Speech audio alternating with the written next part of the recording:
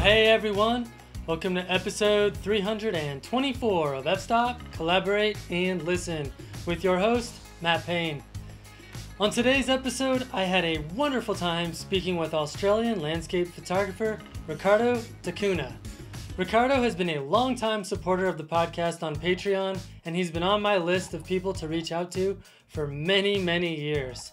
I was so thankful that he agreed to join me on the show to share his story with us. I highly encourage you to stick around to the very end because Ricardo provides some really great advice that will help you become a better photographer. Before we get rolling, I wanted to remind listeners that we have officially opened submissions for Year 3 of the Natural Landscape Photography Awards. Just go to naturallandscapeawards.com to participate in the world's best nature and landscape photography competition that exists, in my opinion. If you have any questions, please feel free to reach out. Okay, let's get to this week's episode with Ricardo Da Cunha. All right, Ricardo Da Cunha, it's great to have you on the podcast. Thank you, Matt. I really appreciate the kind invitation. It's a real honor and privilege to be invited as a guest. Yeah, of course. I always enjoy recording with people in Australia because the time difference always makes my head spin. Like, you're literally in another day. Yep. Someone's told me that when the world ends, New Zealanders and Australians will be the first to perish. That's one way to see it, yeah. Or you get to celebrate the new year first, right? Yeah, that's true, yeah. Well, Ricardo, for people that aren't familiar with you and your photography, why don't you tell us a little bit about yourself? I was originally born in Portugal and I immigrated to Australia at the age of 3. And so I grew up in Australia, and I got to an age where I got really itchy feet and I wanted to really discover my adopted homeland, Australia. And I was really fascinated about sharing my adopted country with my family in Portugal. And I began to collect calendars and postcards, and I started sending them back to Portugal of all these amazing places in Australia, places that was very foreign to me growing up in a city in Melbourne, where I am today. And I started sharing these places in Australia, and I eventually started to get into photography that way because I longed to see these places for myself. And so that's how I guess the curiosity and the sense of adventure began, with discovering the natural world and picking up a camera. But just before I do obviously dive into that, grew up in Australia. I do not work full-time in photography. Photography is a hobby, a serious hobby. But my work is in the animal welfare industry today, and where I work in the IT area in that industry. I'm 40 years old. I am single with a dog, and I feel like I have a very full life where I know between photography and trail running, I'm very blessed to have a great social network around me as well. Life is good, Matt, and I have been making more of a conscious effort to pick up the camera of recent times. There was a bit of a lull there for the last few years, but I've really made the conscious efforts to get back into it this year. And so picking up photography, as I got more and more into photography, I decided that I would move to the other side of the country. And so for anyone who might be, I guess, aware of the geography of Australia, I live in Melbourne, which is in the far southeast corner of Australia. And I decided that I really just wanted to see something completely different. And so I moved to Western Australia on the other side of the country, which is 3,600 kilometres away. Not sure what that is in miles. I experienced 5 incredible years living on the west side of the country, and I bought myself a camper van, and it was virtually almost every weekend when I was living in Western Australia, that I went traveling with camera in tow, and I was really blessed to discover a lot of Western Australia. And that's where photography really started to get. I started to get more serious about photography, and it was all. I credit it to a guest that you've had on the show before, Christian Fletcher. He's he's got an incredible gallery in the southwest corner of Western Australia, and I remember just being so blown away and fascinated by visiting his gallery, and he really inspired me a great deal.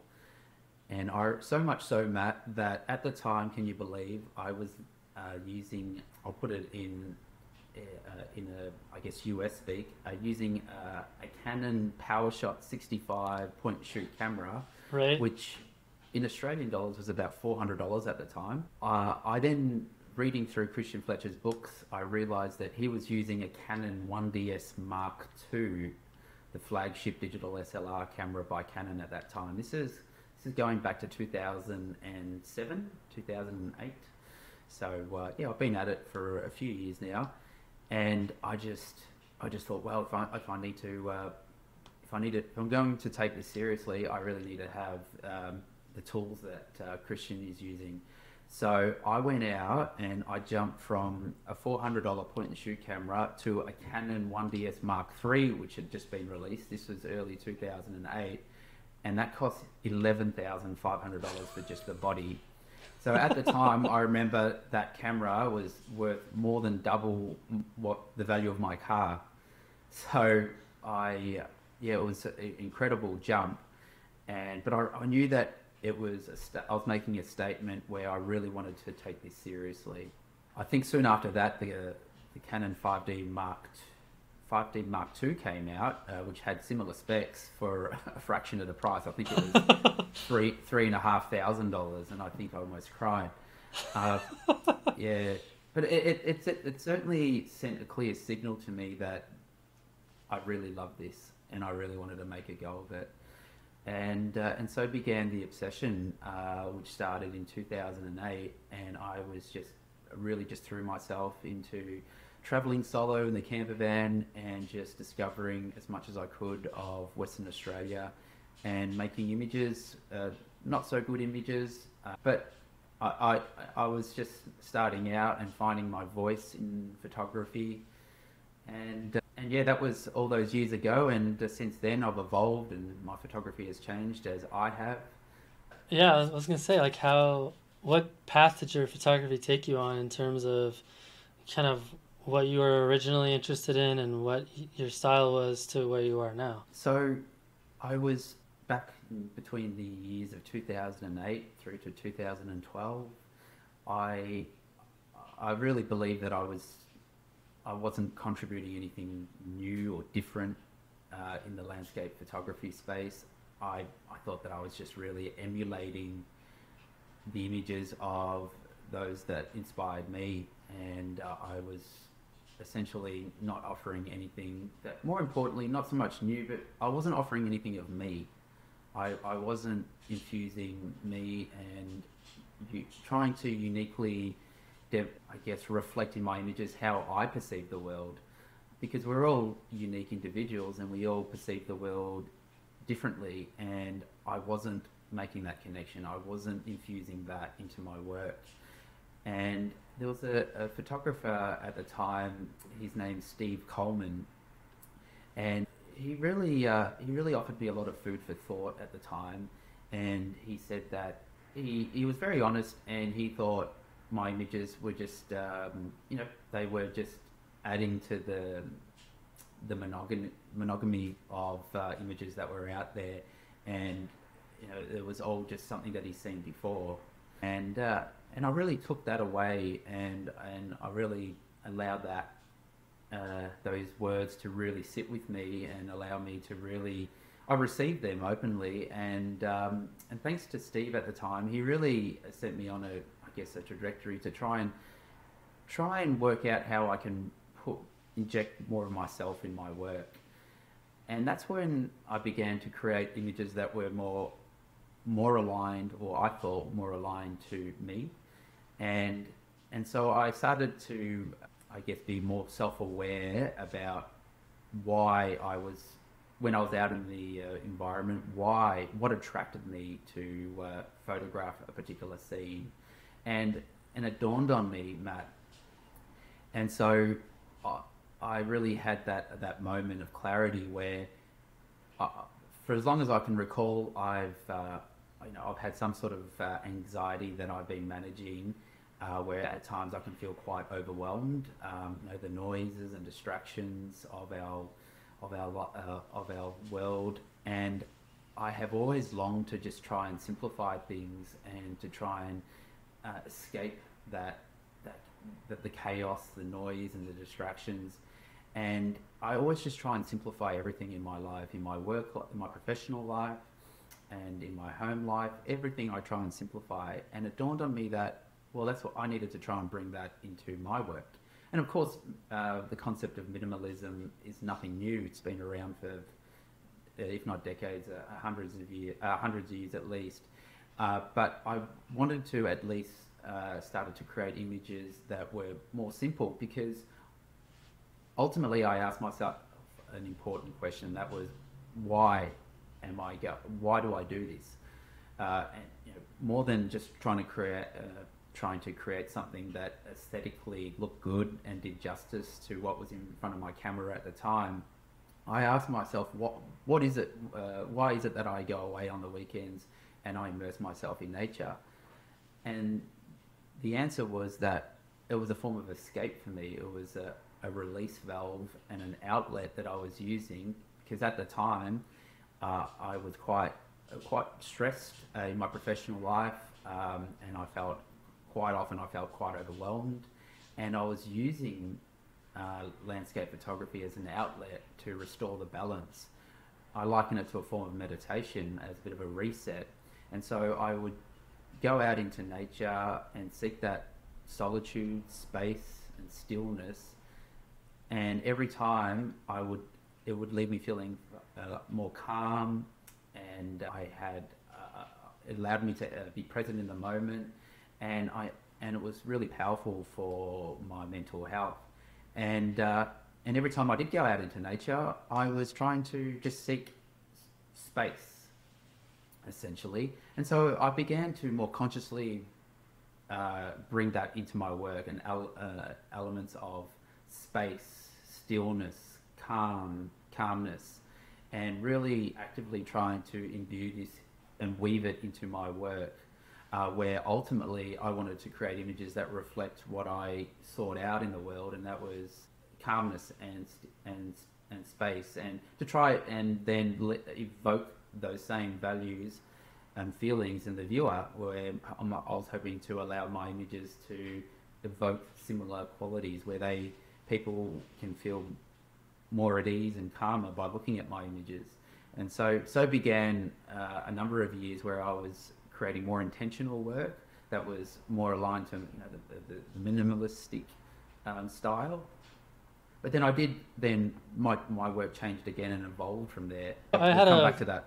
Yeah, I had a follow-up for you based on what you had just said, because I'm always curious about this particular question, especially for someone who's kind of gone through this process. So I'm curious for you, like, why is it important at all that you create images that have been infused with part of you, and what is your process for doing that? Well, ultimately, images that I believe portray me and where I can see myself in the images, they leave me feeling far more satisfied and fulfilled, that I've created an image that, at least to my eyes, is authentic to me and something that has come within. And it's not just something that I've been inspired by, that I've seen and I've tried to emulate, because it doesn't leave me satisfied. It leaves me feeling shallow. There's that empty feeling.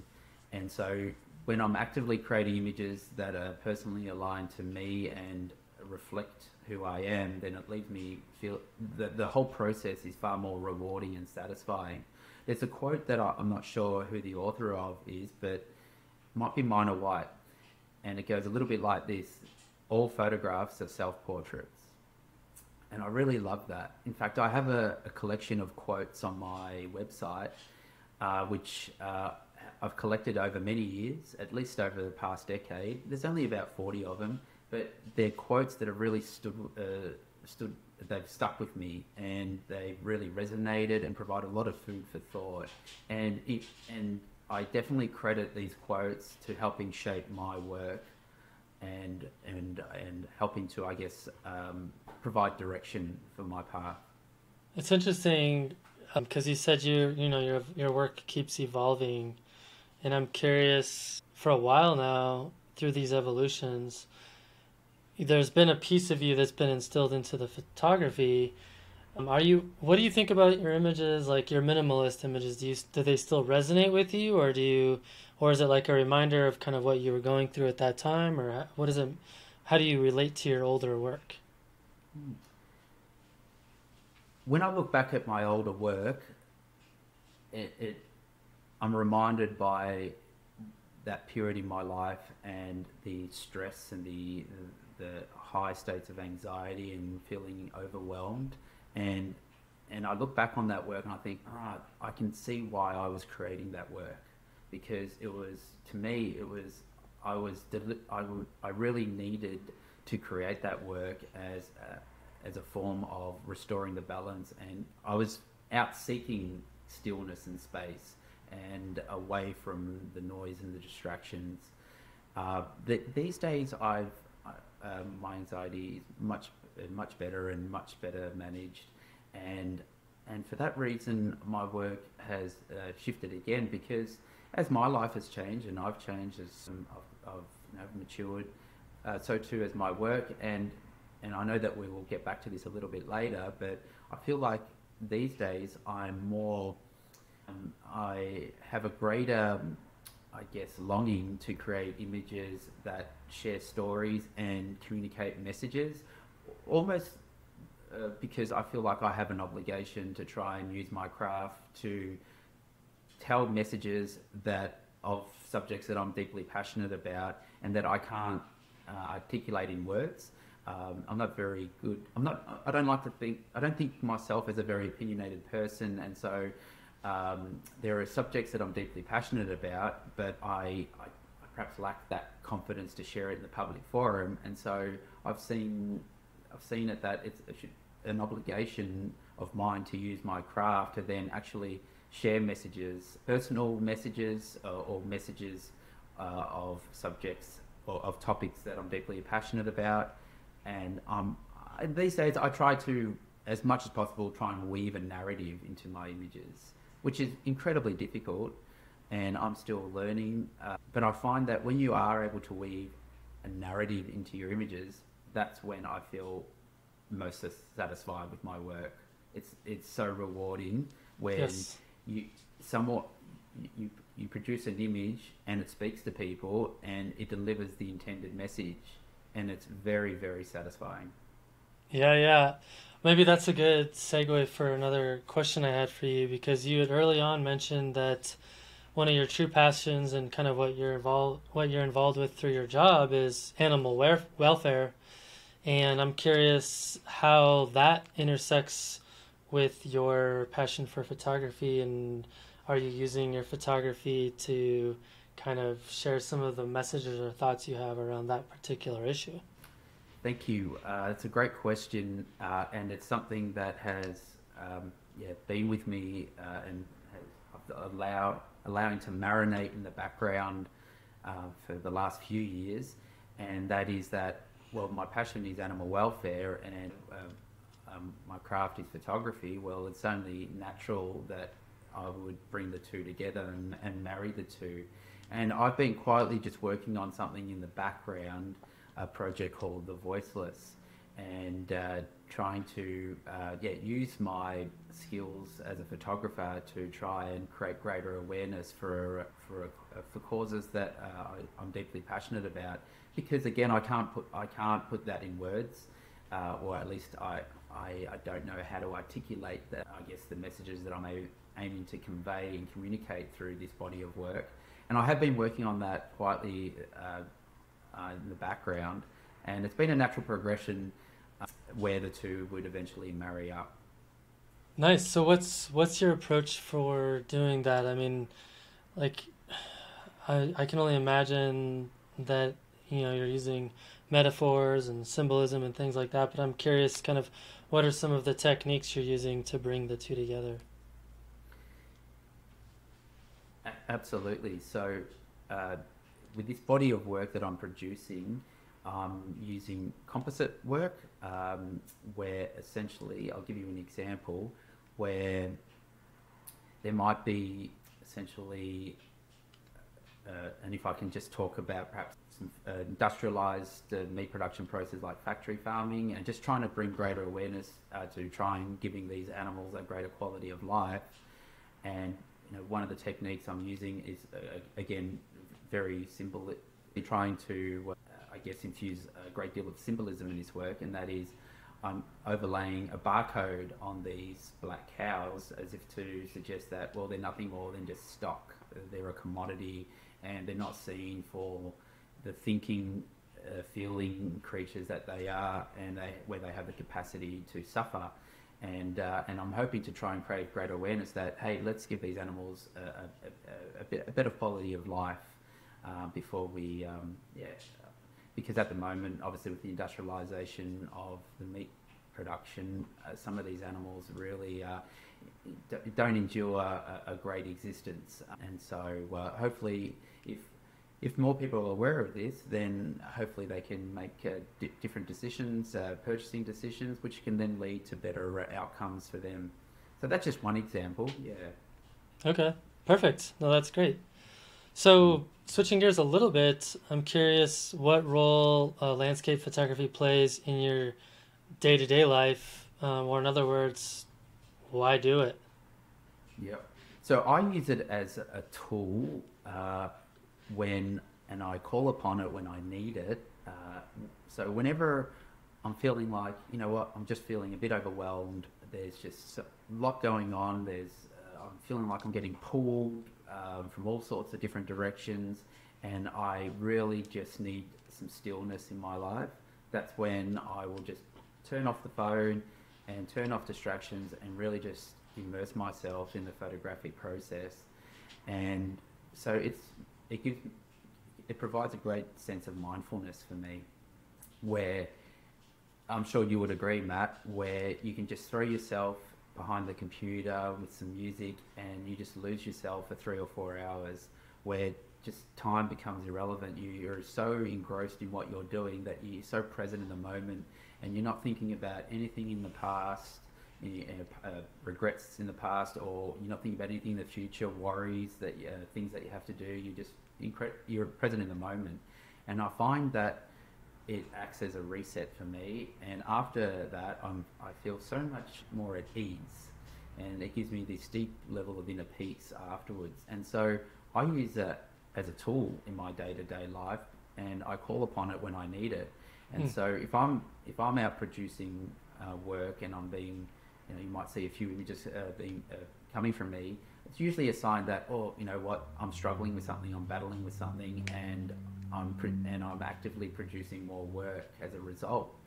I think I've heard that great art typically comes from, I guess, hardship or adversity in our life, and going back to some of the painters, certainly some of our, more prominent painters have created work through art through dark times. So I use it as a tool, as a coping mechanism almost. And same thing when I go out into nature. I have that stillness that I long for, that sense of space and connection to the natural world. I'm hearing the trees rustling in the wind. I'm listening to the songs of the birds early in the morning, seeing animals, and it is deeply nourishing for the soul. And I just feel at my happiest when I'm out there on my own and just connecting to the natural world. And so I use them as tools, and I guess it's for those reasons, particularly about that connection to the natural world, that drew me to landscape photography in the first place. but I can feel that I can enjoy that flow state and that almost zen-like state of mind in post-production as well. What kind of music do you listen to when you're editing? I'm a bit of a tragic. I love listening to, if it's not Sigur Rós, which really takes me places. I really love their music where it just starts off very slow and builds and builds, and it's all out very heavy. But yeah, easy listening, some house music at times. I also like.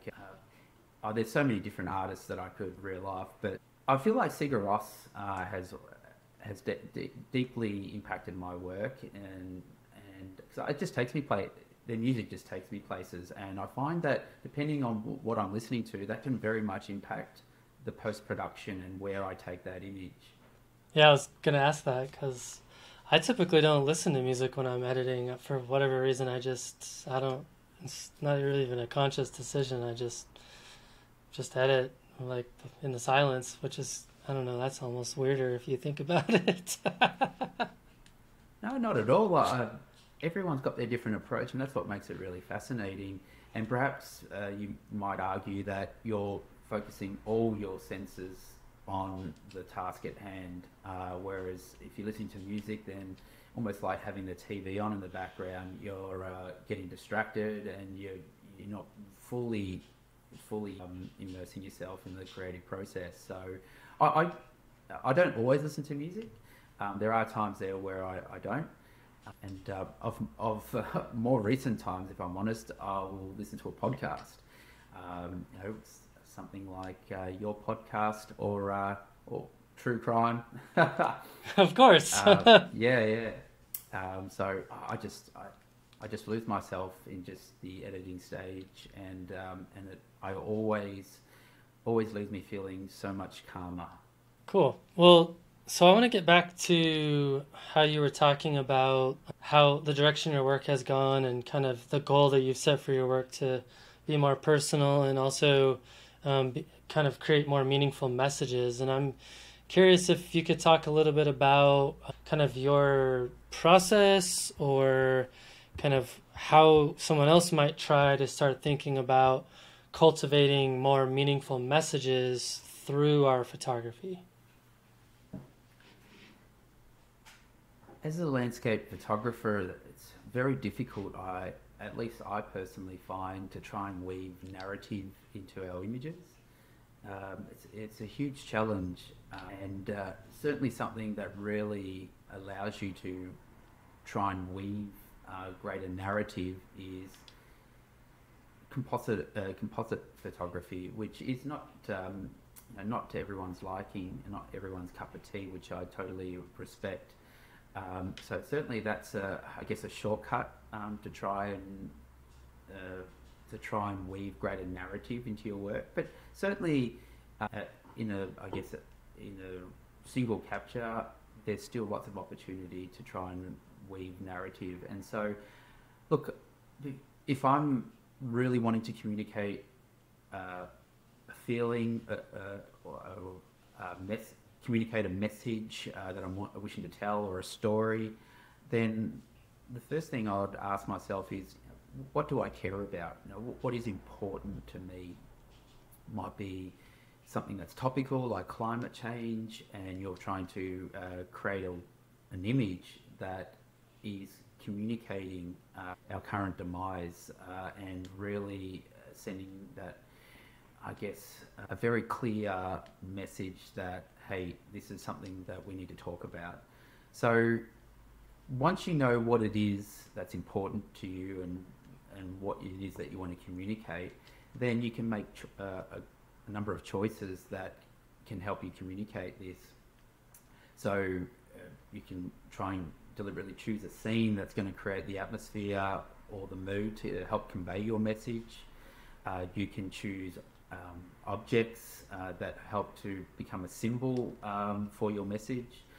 For example, if you're wanting to communicate a message of peace, white doves, you can then use colours as well. The whole colour theory, where, for example, red can mean passion or anger, blue can mean sadness or serenity, means innocence.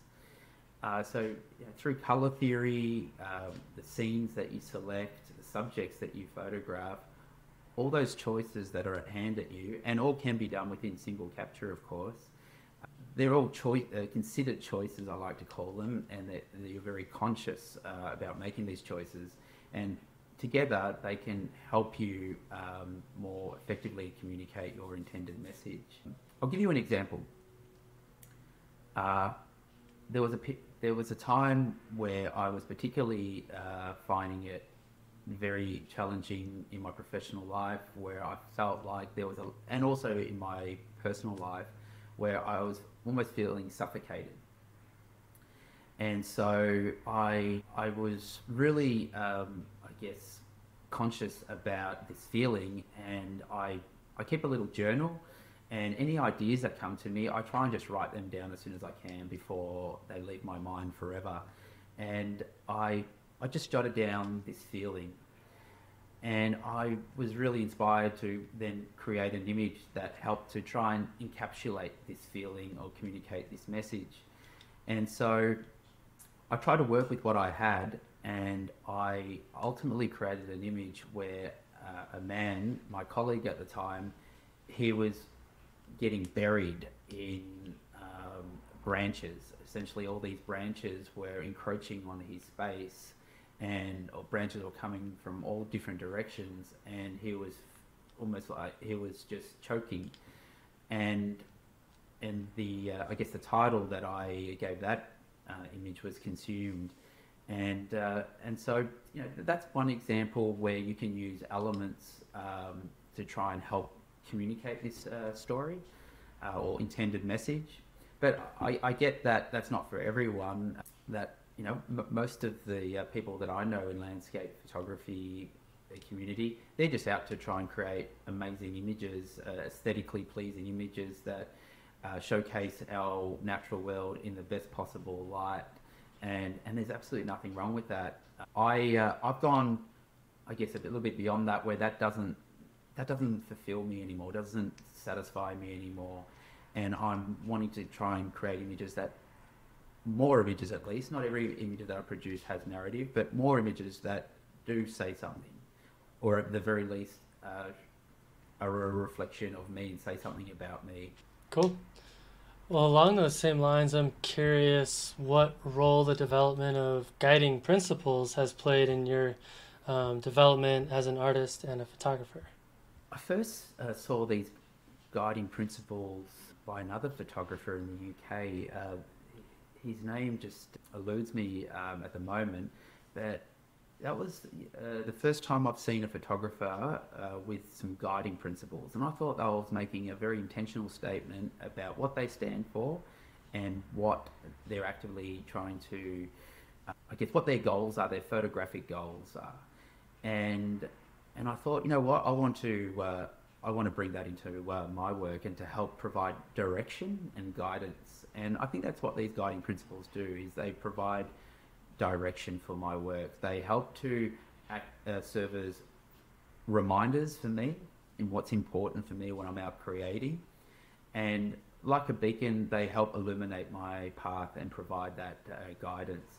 And perhaps I could just tell you what my guiding principles are. And yeah, I was going to ask. Yeah. Sure.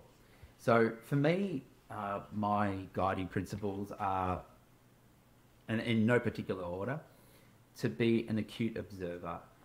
And I'll unpack that. So to be an acute observer to me means throwing myself out into the environment with no preconceived expectations or pre-visualizations. I used to do a lot of that, where I'll pre-visualize a scene, I used to do a lot of work on the net to try and search for the potential photographic opportunities that may be present in a location that I'm visiting.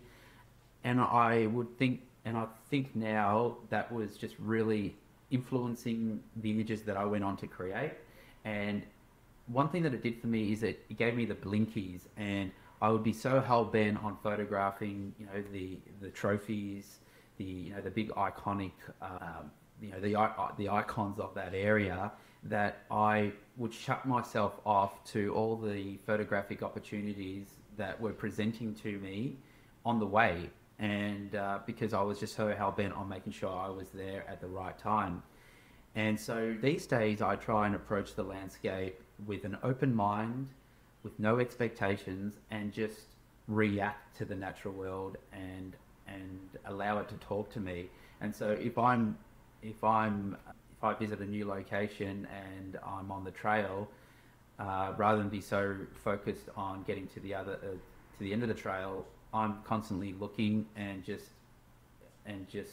being observant to anything that is talking to me in the environment. And since I've been more mindful of that, I've noticed that I've created more images that at least more authentic to me, at least images that perhaps I haven't seen. And so that's been a really big thing for me, just to approach the landscape with an open mind and be observant and react to and allow it to talk to you. I'm exactly the same way. I transitioned away from, only like you have this one photograph in your head and then you hike to that spot and hopefully the light's good and you capture it and then you go home. That was, and I still do a little bit of that just because it can be really fun, but I'm also very observant of everything that's on the way as well. So, yeah. No, we definitely share that in common. Too many times I would look at these amazing images online and I would be hell bent on trying to emulate that. And every single time I was just left feeling disappointed because I couldn't produce images that were as good as what I'd seen. And every time it left me feeling disappointed. And so, yeah, these days I approach the landscape with knowing that the photos for me are a bonus. For me, it's all about that time in nature. That's the experience comes first and foremost for me. And now that I'm more mindful of that, I never leave the environment disappointed because for me, I'm enriched and nourished by that time out in nature. And if I happen to get a photograph that I like, well, that's just a bonus. But of course, that's easy said for someone who doesn't do it professionally. Sure. So the next one I have is just shooting from the heart. I was very meticulous back in the day where I would read all these photography magazines and books and articles online, and I would create a register and I'd group it into composition, lighting, all the different, I guess, categories around landscape photography.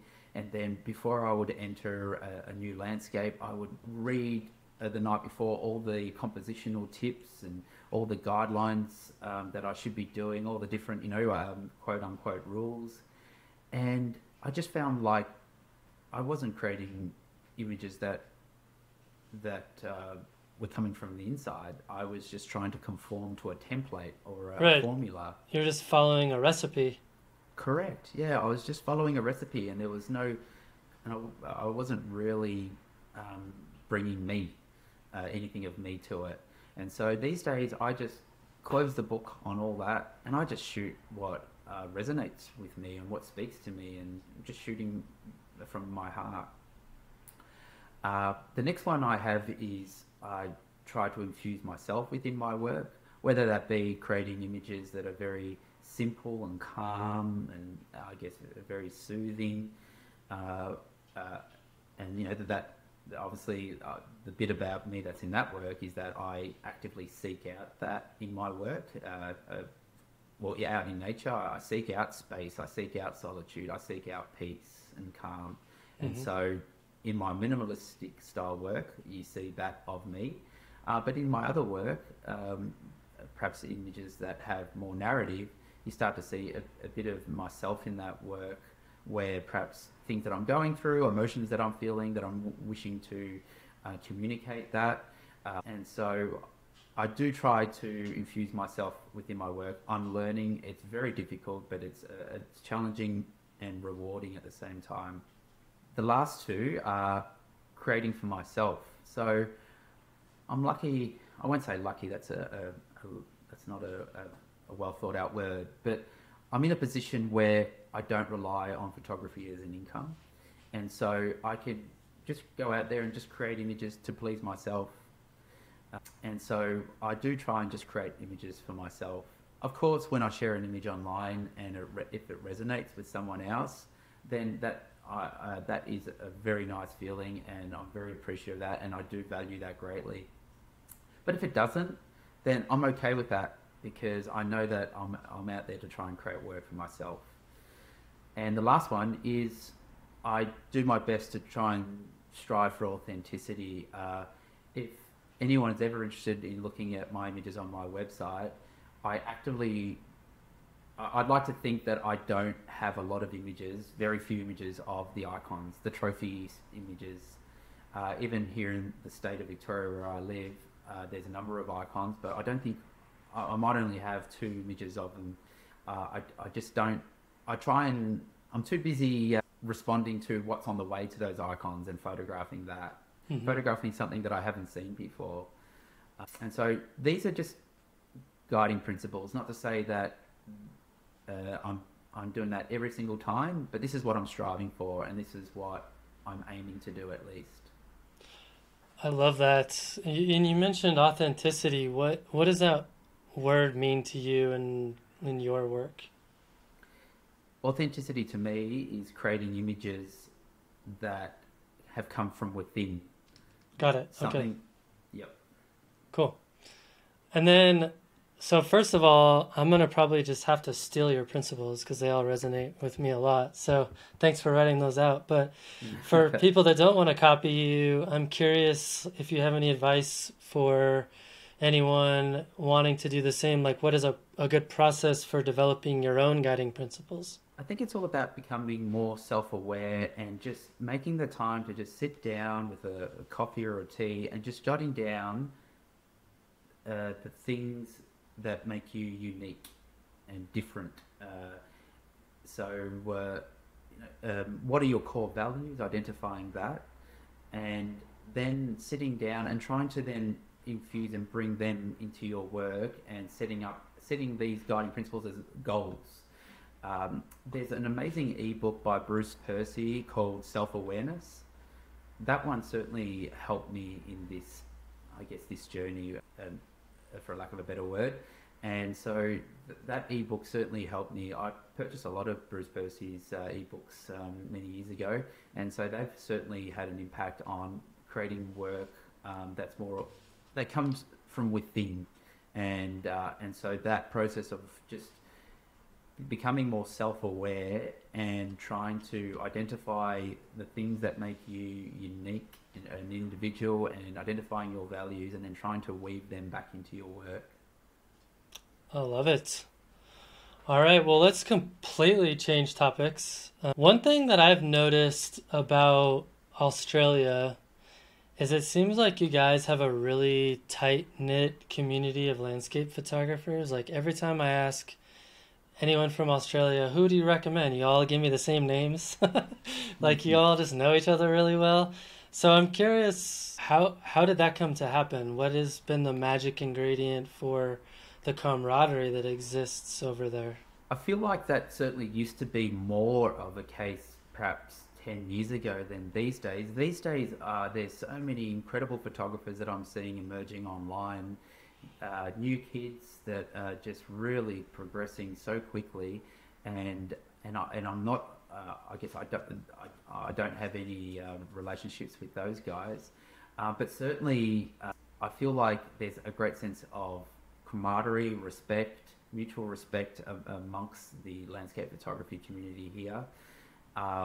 Look, first and foremost, we're less than a tenth of the population of the US. And so, we're a smaller community first and foremost, and there's just, I guess, a number of groups. For example, one group that's based in Sydney, the Focus Group, that's been a huge magnet to pull a lot of photographers into that community, and I feel like at least the Australian landscape photography community are very encouraging and supportive. And so if anyone, they're sharing perhaps an accolade or some success that they had online, uh, they typically receive a wave of support and acknowledgement. And I personally have never had a bad experience with any other photographer in the Australian landscape photography community. And yeah, I guess I've been lucky as well that I've been involved in a couple of collaborations, and so that further, I guess, enriches those circles that I'm in. For example, you had Les Walkling on recently, and I know Les Walkling. I've done perhaps 4 courses with him, and he's got his own collaboration with Christian Fletcher, Tony Hewitt, and Peter Eastway, Michael Fletcher, but we all know each other, and they support us, and we support those guys, because and it's just this beautiful mutual respect that we all have for one another. I feel like landscape photography is a beautiful thing, and for most of us, it's an outlet, and it's where we go to escape. And the last thing we want to do is escape and find, I guess, adversity in it. Yeah. Well, you mentioned collaborations. I'm curious, what role have collaborations played in your career as a photographer? First and foremost, they've been enormous to my personal or photographic growth and development, because they create a forum where you can receive very honest critique and feedback about your images, where you can just bounce off ideas, and they create a safe place for you to share your work, where you always receive constructive criticism, and that's been huge for me. And also just seeing the other photographers and how they work in the environment, it's been hugely inspiring for me, and has really expanded my mind and perhaps my own approach. And perhaps more importantly, collaborations allow you to take on larger scale projects that otherwise wouldn't be possible on your own, because it allows you to pool your resources, your time, your skills, and your money, and you pull those resources together and allows you to take on projects. And I really believe that the synergies occur as well, where the sum of all parts is greater than the amount of them. And yeah, I've had nothing but pleasant experiences in the collaborations that I've been involved in. One that has been around for a few years now, and one of them that's just starting out. And I can talk about them if you like. Yeah, totally. Sure. So one collaboration that I'm involved in is the Light Collective, and that has a few photographers in it. I'm not sure if maybe 1 or 2 names might be familiar to you. There is Adam Williams, Paul Holan, Ignacio Palacios, Luke Austin, and myself. And we have a couple of guests, one of them that you've just recently interviewed, Matt Palmer, and another one, Luke Sharkey. And so that's been an initiative that began in 2014, and since then we've gone on to create 2 projects, and what has underpinned all of our projects is trying to raise greater awareness for vulnerable wilderness areas here in Australia. So our last project was on the Great Barrier Reef, and we collectively throw our resources together and we try to create an exhibition that travels around the country, and we ultimately produce a coffee table book as well. And so you're talking about how, how close our community here is in Australia. So to make that project possible, we did a crowdfunding campaign, and very, very quickly we were able to raise the funds that were needed to make that book project possible. And I would say it was very close to 100% of the people who funded that were all photographers. Right. So they're getting behind these projects, they're supporting other landscape photographers, and that is just, I think, a really deeply beautiful thing. And so, we created a project on the Great Barrier Reef, and we've also done one on the largest lake here in Australia. It's called Lake Eyre, which is the colonised European name, but the indigenous name is Katikanda.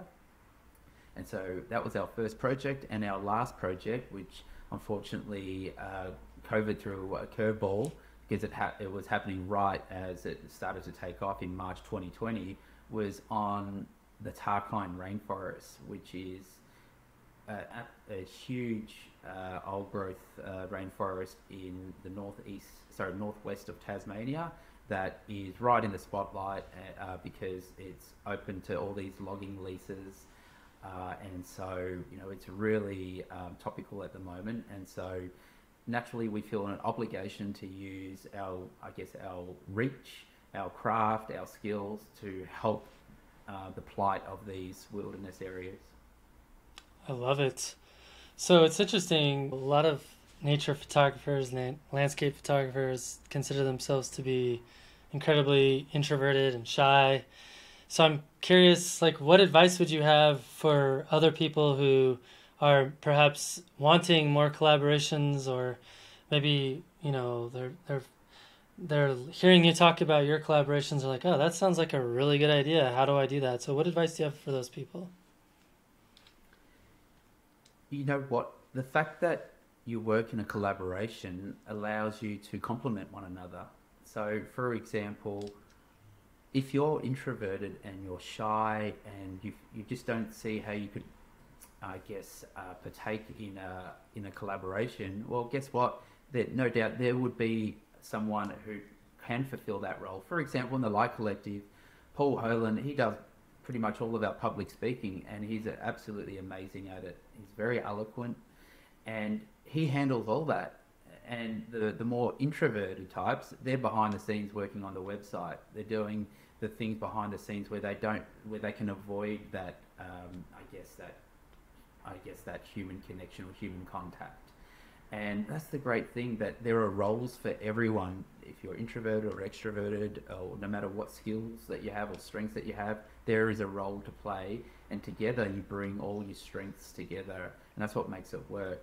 So if you're someone who feels like, you know what, I would love to collaborate with another photographer, please overcome that fear and just reach out. Just with a simple getting in touch and thinking, hey, I've been inspired by some other collaborations, and just starting a conversation to ask them, what do you think about collaborations?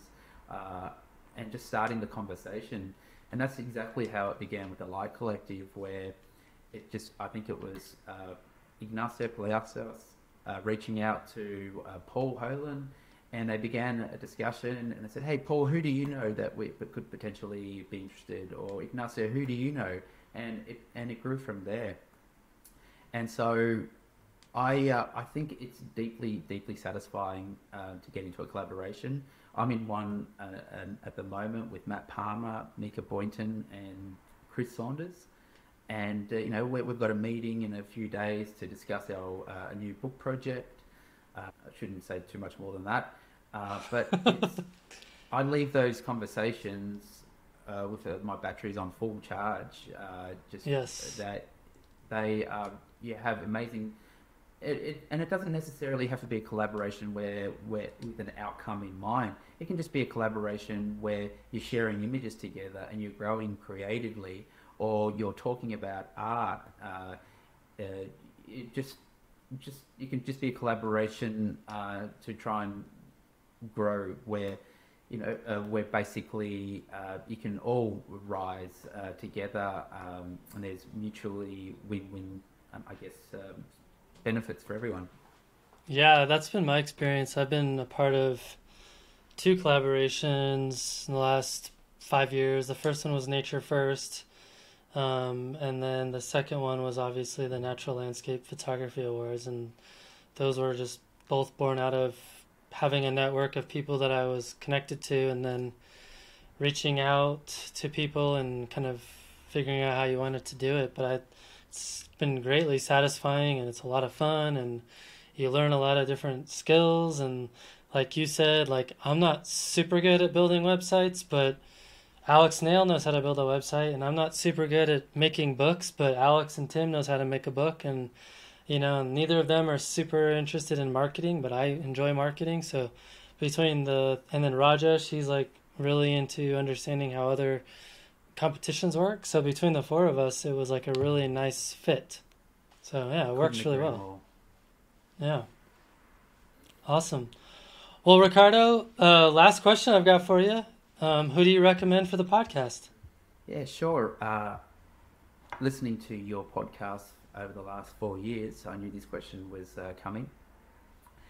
So, in no particular order, I recommend Adam Williams. Adam is an incredible photographer who, I've spoken at length about trying to weave narrative into your work. I think Adam does it incredibly well, and he creates images of subjects that are deeply personal to him. And whilst he's not a prolific shooter, every image that he does create is a reflection of him, and true to Adam. He has inspired me in many ways, and I think that he would be very interesting to talk to. Paul Holan, right now he's in Iceland, and he's just embarking on a 5-week adventure in the Northern Hemisphere at the moment. Paul's aerials are just absolutely incredible, 3-dimensional, just and very, very, I guess, very unique compositions. He's so prolific as well. I liken him to a bit of a rock star on a shoestring budget. I think that he's had the same backpack since the day I've met him, but he gets by on an oily rag, but he just makes it happen. And he really, really is a very interesting person, a very eloquent speaker. Has done extensive work with connecting to nature and the mental health benefits of doing so. He's a workshop leader for many years in that space, and he creates beautiful work and is a very interesting person to have on. Chris Saunders. Yeah, Paul won our aerial category 2 years ago for NLPA, and I've got him coming on in about a month. So excellent. I'm really pleased to hear that. Chris Saunders. Chris's work. Every time I see an aerial image of Chris, I know that it's his before I even see his name appended to it. He has just got this innate ability to create a sense of softness in his images. These images have this deep presence to them, and I just, he's incredible at his camera craft, and he just pours everything of himself into creating the finest possible print. And he's a really beautiful man, and I think he would be a great guest to have on. Chris is, he's like Matt, who you interviewed recently. He is also the former Australian Professional Photographer of the Year 2 times, and so he's very well respected in our industry.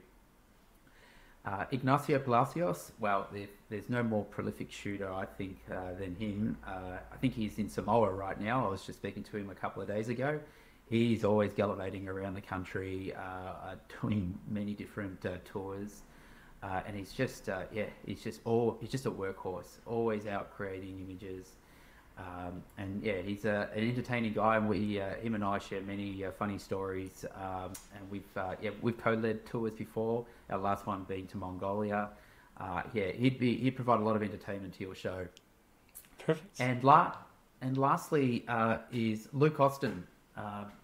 Luke Austin was someone who provided a lot of inspiration for me, and still to this day. Although of recent times he's a family man now, and so perhaps he's just taken a bit of a pause with his work. But I know that he's an artist at heart and will always be an artist at heart, and he'll come back to it.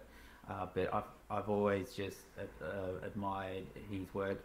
His brand is Soulscapes, and nothing could be truer, because every image is a reflection of his soul. He really immerses everything in his work, and so highly encourage getting Luke Austin on at some time. Awesome. Well, Ricardo, this has been super fun, and I learned a lot, and I'm going to go write some guiding principles after this, because I think that's a really fantastic way to give your photography a little bit more direction and keep you going in the right direction with it. Out of anything you talked about, that really struck a chord with me. So thanks for sharing that. You're welcome. I'm glad that you got something out of this conversation, and hopefully, the other listeners could also draw something out of it. Yeah, send us your guiding principles you come up with. Love it. Thanks, man. Awesome. Thank you, Matt, and thank you everyone for listening. Really appreciate your time. Yeah.